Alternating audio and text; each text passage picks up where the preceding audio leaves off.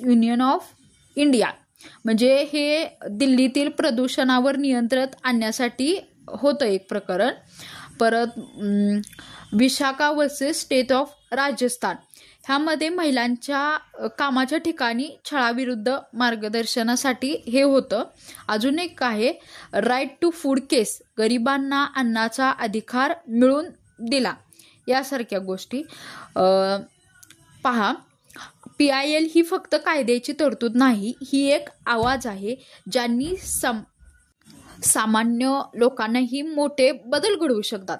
कदाचित पुढे बदल घडणारे PIL तुमच्याकडून दाखल होऊ शकतात, कोण जाणे. जर ही माहिती उपयुक्त वाटत असेल तर अजून कायदेशीर गोष्टी सोप्या भाषेत समजण्यासाठी मला फॉलो करा, कारण कायदा हे फक्त वकिलांसाठी नसून प्रत्येक नागरिकाचं शस्त्र आहे. धन्यवाद.